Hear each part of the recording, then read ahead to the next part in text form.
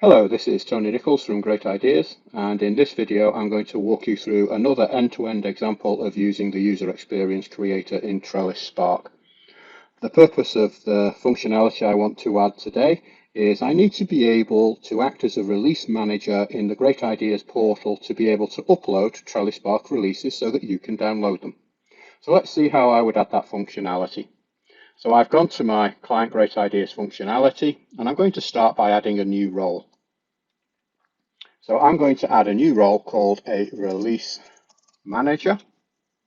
So I now have a release management role that I can use to control who can upload and deal with releases. So the first thing I want to do now is go back and actually add a new form definition to be able to create releases. So I'm going to create a form definition for a trellispark release. And because I'm trying to create records, it's going to be a concept form. And I'm now going to save this so that I get the extra information I need when I'm creating a concept. So what I want to do first of all is start adding to my data model. So my data model is basically going to define what fields I want on my record. So on tab 1, on row 1, on the left-hand side, I want the name of the release. And it is going to go into a simple string. So if I hit save now, I've got my extra fields. So name, it's going to be a required field, and that's all I really need for that. So let's save that for now. The next field I want here is to actually be able to upload the field, right? So let's add a new field definition. So tab 1, row 1. On the right-hand side, I'm going to have a release file, and this will be an upload file command box. And I'm now going to save that so I get my extra fields. And here I'm going to call it a release file, not a mandatory field. Now I need to know where I'm going to save it, so I'm going to basically stick it in my attachment storage area, which has already been predefined and allocated on this machine. So I now have a place to upload the file. And then finally, I want some release notes. So I'm going to use the full field, and I'm going to call it release notes. And this time I think I'm going to go for an HTML field, which gives me a nice editor control. So here I'm going to change this to release notes. It's not going to be a mandatory field, and I'll just use basic functionality for my HTML.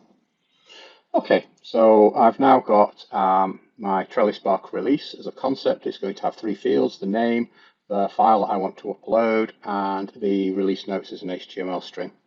So the next thing I want to do is define some workflow. So I'm going to start by defining some allowed states. So I'm going to have a draft state, and I think I'll also have a published state. And I'm going to have an event that is publish. And then I'll also declare a state transition where I can start from the draft state, and if I have a publish event, I'm going to go to a final state called published, and my initial state will be draft.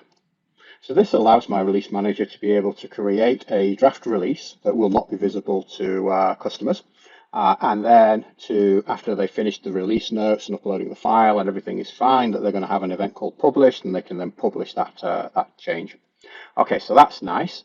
So I've got my workflow. I've got some fields. The last thing I want to do here is just update my instance name builder. So every record in the database should have an instance name that's derived from the elements in the XML record. So I'm just going to say that very simply the name of the record will just be the name that I associated with it here. I hit the save button. And now we're in a situation where we're pretty much done. So I've got the overview, I've got a name field for the instance name builder, I've got some fields that we're going to collect for our record, and I've got some workflow to actually push and publish this record. So my next question really is, well, where do I want this to occur? So what I'm going to do is I'm going to bookmark this page so I can get back to it quickly. And then in my application, I have an application called Customers.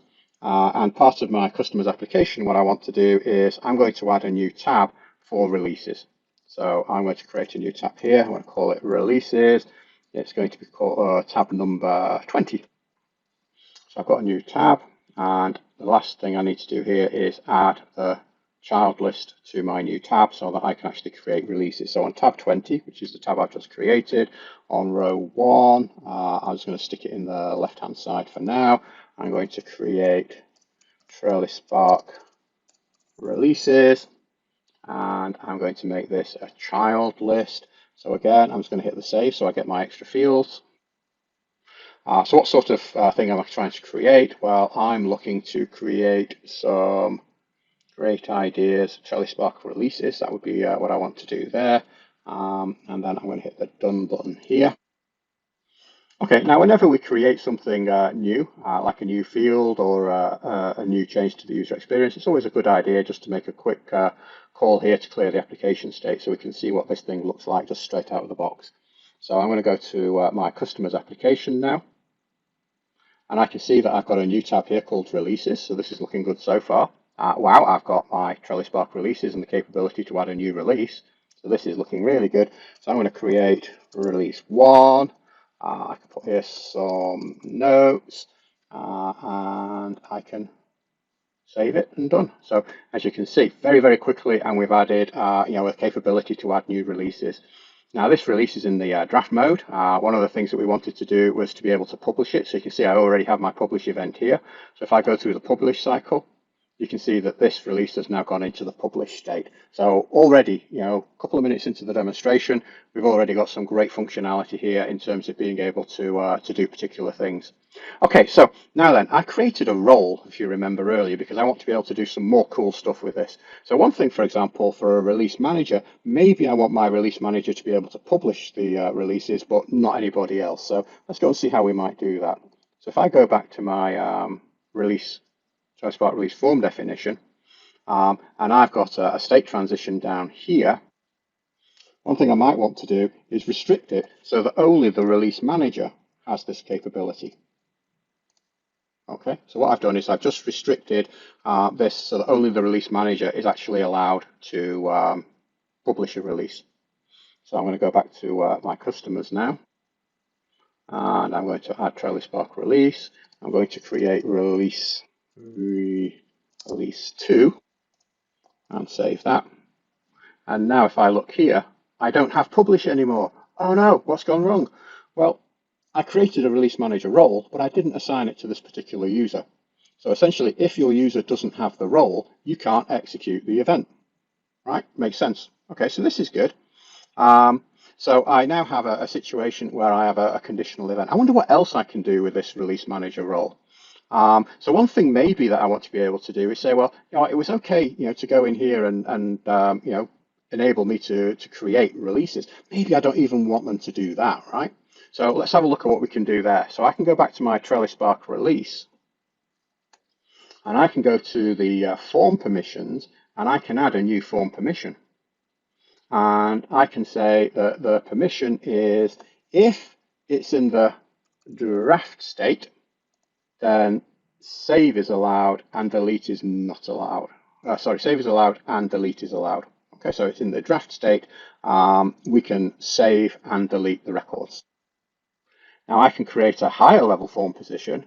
So let's say priority 10 that says if I'm in the published state, save is okay, but no, you can't delete it anymore. Right? In fact, if I've published it, I probably shouldn't even be saving it. So let's actually prohibit the save command. Okay. So now I'm just going to go and clear out my state model again. And if I go back to my customers and go and have a look at release 1, well, release 1 is in the published state, and you can see that delete has been suppressed. I can't edit this.